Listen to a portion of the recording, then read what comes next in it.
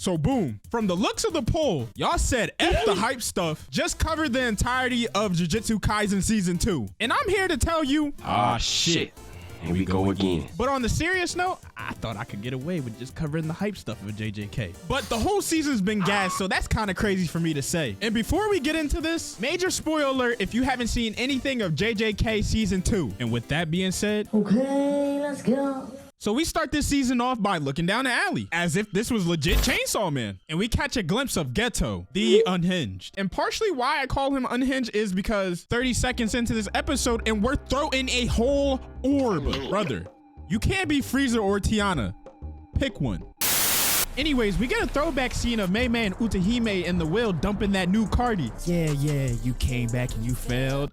Chill, you gotta chill, bro. I'm sorry, bro, just haven't dropped in a minute and I'm hyped for it. So they pull up to a haunted ass mansion that they gotta do a thorough investigation on. And upon once entering, they do the one thing that you're not supposed to do on a 2-man mission. Split up. So Utahime is by herself and you can see it on her face that she is scared out her mind. Old Piglet from Winnie the Pooh looking ass. And in my mind, as I'm watching all this play out, how are you a Jujutsu sorcerer, but you're over here scared of Mickey Mouse and friends? The way she's reacting right now, she is one more jump scare from meeting her ancestors. The two finally link back up and realize that they're in the belly of the beast and that they're also in a looping hallway as well. So they both just come up with the plan of going to the opposite sides and dicking it down the hallway, which resulted in her flying out the bando. And we finally peep Gojo Hendrix himself. And of course, he in some Messiah ass pose right now. Who's also there with Team 7? Shoko, which I ain't gonna lie, I thought it was Nobara when I first glanced at her, alongside with Geto as well. And Gojo and Geto are low-key some assholes because they started grinding up Utahime on how ass she is. But Mei Mei had a butt in and was like, hey yo, what's up with the veil? And Team 7 had that look like, well,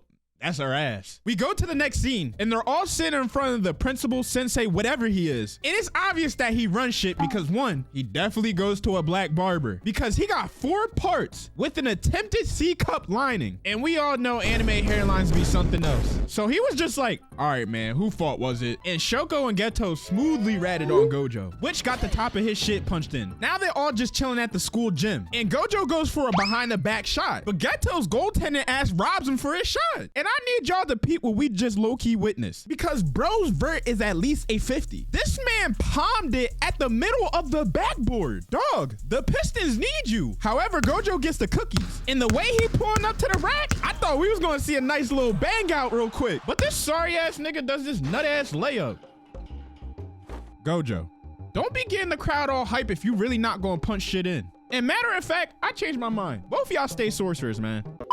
So the guys got a new mission that they gotta take on. And they gotta protect this shorty named Rico from the bounty hunters. So they can merge her with bro Uzui. Because you know, bro only got a nub right now. Side note, obviously I'm joking. But the merger name is actually Tengen. So that's the reason why I said that. Yo bro, you think shorty gonna fuck with me for the one time when I scoop her? Geto, who in their right mind wanna fuck with a cause tonight will be the night that I will fall for you. Self, let's be real. See Gojo, you always be on some nut shit. You supposed to be my mans for real. Bro, give me 1 second. I'm about to pull up on shorty right now. As you can see, chaos has now begun. You got buildings blowing up, a girl free falling, Gojo getting hit with a Valorant. Oh, what next? I see things have begun. It's a lot of bread out there and I know money talks for you, playboy. So what you finna get into? I guess I could use a couple of dollars. So Rico over here knocked the hell out on the couch while Geto is big chilling with a cup of tea in his hand about to get his sip on. And I think Lieutenant Dickhead in the back getting active with a curse. But with all that being said, Lieutenant DH is trying to be all teeth and palms with Geto now. But homeboy wasn't trying to hear all that tomfoolery. So bro was like, when Colonel Asshole get here, he gonna make it dark for you. And dog, why did Geto pull out his phone and show it a flick of Gojo with this man's higher up slumped in the background on some, yeah, it looks pretty dark for him already, buddy.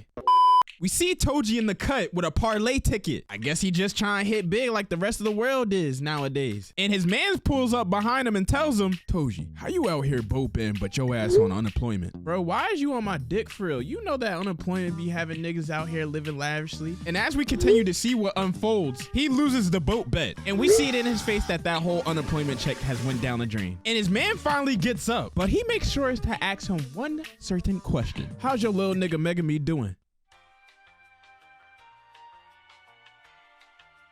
Shit, who that? Bro, what the fuck? I've seen a lot of bad anime dads over the years, but how in the fuck do you forget your own kid's name? Especially when you goddamn photocopied this little nigga. Play as stupid as you want, but you is not beating these allegations. I got a question for y'all. What is the 5 fingers say to the face? What? Slap!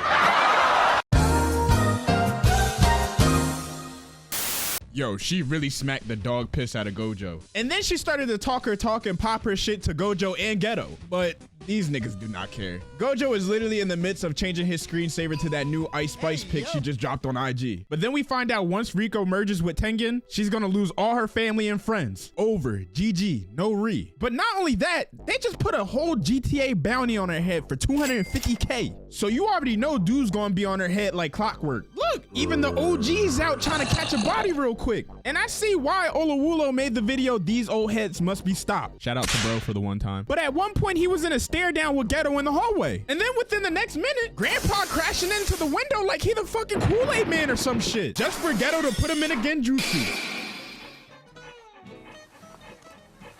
Oh, Clifford baby, is that you? Nah, it's this left hook pussy. You can't tell me that Geto doesn't have a personal vendetta against Gramps the way he's beating the brakes off of him right now. Unk doesn't even have the chance to call in life alert. But staring away from that elderly ass whooping, we got Gojo and the maid on the search and rescue for Rico. So Gojo busts into a church and all the girls in that bitch start going crazy for this nigga. And not him pulling off the Cartiers to get them more riled up. Yo, Gojo really think he's slick. Fuck out of here, Chip Skylark. All of y'all need to relax, okay? Get yourself together. And you can't be busting up in my class starting a great chaos. No, King Carson. My fault. Listen, fuck all that shit I was just saying. Here's my line and you can come bust up all of me. Hey, all y'all little hoes can shut the fuck up. Gojo now has Rico and they both on the run. And we got Butt His Face peeping from a distance watching Rico's every move. But the maid wasn't for it and she rushes his shit, dips and dodges his attack, and strikes him all in his balls. Shit, that kind of hurt me watching that wood to wood action. I'm just gonna be quiet because I can't believe that just came out my mouth. So I'm just gonna carry on. So anyway, that was the Aquaman Diesel Man that the maid was fighting the whole time. And the real baghead was too deep posted around Gojo. But of course, Gojo's OPS had to show that the force was with him and had the two makeshifts crashing into each other while telling them on how his ability works. Like, the disrespect is really insane. And the real one was like, I'm not trying to fuck around and find out, so let me just peel off. But one thing he needed to realize is once entering combat with this different breed of light skin, max repels don't work on him. Or thinking that you took care of business. So Gojo pretty much tells Rico, hold my drink real quick and watch this. To end up shattering all the glass around them, does this majestic ass spear gun prep phase, charges up red to incinerate this nigga just for his goddamn AA batteries to run out, man. To wind up just socking him. That's twice now where Gojo sold us on a corny ass match ending cam. But I'm gonna let it slide though, because who checking him for real? Shit, not I. With the time that they had left on the bounty, it was time for a motherfucking vacation. And everything is going so well. They're out there having the time of their lives. But I also don't like this because when shit is too good in the anime, some bad shit is really about to happen. But they do have Gojo and he has an infinity proc right now. So if a motherfucker want to try them, they gonna be higher than Jesus be. It's safe to say now that the bounty has finally ran out and that they all can return to Jujutsu High. And to say that Gojo can finally put affinity to rest.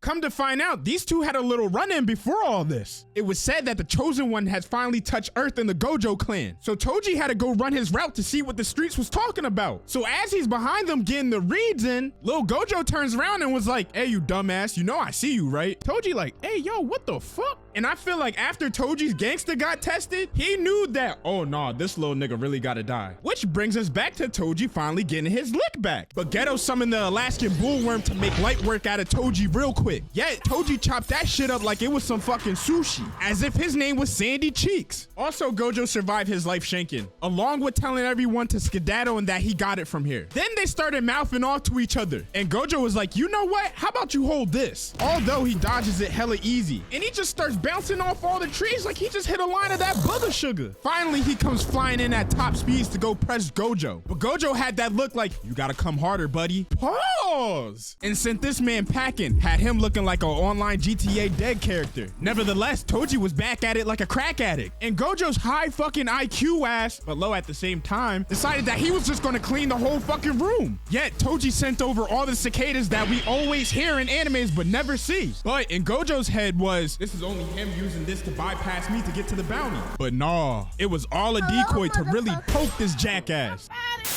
And I really thought I was watching a scary movie at this point. He was dragging the sword through his body, opening his legs up for some seasoning. Became Crash Bandicoot, sweat bro from up under his legs. Seismic toss stabbed him and made him touch earth. Nah, 6-year-old Gojo couldn't have you this uptight. Like, blood is really DED, dead. Okay, so now we got the other three coming to the end of the road. And Riko says her goodbyes to the maid for her and Geto to finally enter in Tengen's booty lair. But Geto really had to put in that last minute riz real quick. So this is where we part ways. But I want to let you know that you don't have to go on with this. And I want you to be my cinnamon fucking apple. So if Tengen really got a problem with that, I'll smack the shit out of him. Yes, Geto. You can be my number 2. Well, let's get the hell up out of here. Another one bites the dust. Man, I just saved you from a lot of future pain and agony. I don't even know what to say about Toji at this point. Like, how do you go from this Oscar-winning performance to just straight up blicking homegirl? And I know the Glock 40 isn't a cursed tool. It is a normal strap. Geto wasn't with all the small talk and summoned Yellow Eye's White Dragon, along with him sending out stormtrooper shots up in the air. But Toji's on the field looking like primetime Barry Sanders to jump up and send Yellow Eyes straight to the graveyard. I hope y'all catching this Yu-Gi-Oh reference I'm trying to make here. Anyways, they're now face to face, and Geto reveals his last card, and it's legit some abomination from Silent Hill, to ask if she was pretty. And Toji was like, nah, ho, you pretty hit. To hit a Zhao Tao ult and free him out of the space, to then keeping the same energy with Geto, giving that boy a X section. Then Nagi Blue Lock kicks him in the face and was able to do all that before the bridge finally came to its collapse. And he walks over to Geto's lifeless body and kicks him right in his mid. And you cannot tell me that that kick was not racially motivated. I mean, off script, Geto, Monkey, Toji, Deadbeat, Blick. The shoe kind of fits, man. Regard that, after him running an easy solo squads game, he's like, oh shit, that little nigga name is Megami. So they cashed in Rico's body, finally ends up getting the quarter pounder. But as Toji's making his smooth exit, he peeps that Gojo is standing right in front of him. And he's really perplexed at the moment. What the fuck is this? God himself in the flesh. Then he started spewing from the mouth about how he survived the UK tragedy. And Toji was really in his head like, yo, this nigga is really higher than draft nuts. And I mean, like, look at him. He looked like he smoked some Rihanna Fenty or some shit. So Toji was like, looks like I'm gonna have to sever your head this time. My head? Well, touch it! Why do I set myself up with some of the shit that I say, bro? Anyways, Toji just straight up speed blitzes Gojo, but got his shit weaved without any effort being put in. Gojo really think he from the Matrix the way he's moving right now. And to our surprise, Gojo TP's behind Toji and charges up red, and this time the AA battery is on full juice to connect and have Toji return that 250,000 he just got. And now that Toji's blue shield has been cracked, he looks up to this nigga floating mid-air. Gojo really said, fuck being on acid, I am the acid. I honestly think Gojo really felt when Travis Scott said that he was the highest in the room. So I guess Toji was like, bet, let me get in my duffel real quick, and pulls out a chain and starts flailing it like Indiana Jones while Gojo's in like his own little world right now. I really can't get over the fact of how gone this man is mid-battle. And Toji finally unleashes the chain right up at Gojo, but he channeled his inner hit, and Toji brought that shit back like a DJ for Gojo to become the smoothest criminal and let the chain fly by. Rico, I know you're packed up in a Swisher Suite right now, but I just want to let you know that I'm higher than God's chimney. I assume this is the feeling to be one with nature, so I'm here to present a vast fusion of purple. Be gone, nigga. Damn, get the t-shirts. This man Toji looked like he let Gluttony from Full Metal Alchemist get a hold of him. So Gojo finally comes down from his all-time high, bar, to say, any last words? Make sure my young boy is straight and that he doesn't end up like me. As well too, smoke cock. So later on, we see that Geto has survived, and he walks into Gojo walking towards him with Rico's dead body. Geto, I'll light this bitch up. Please say I won't.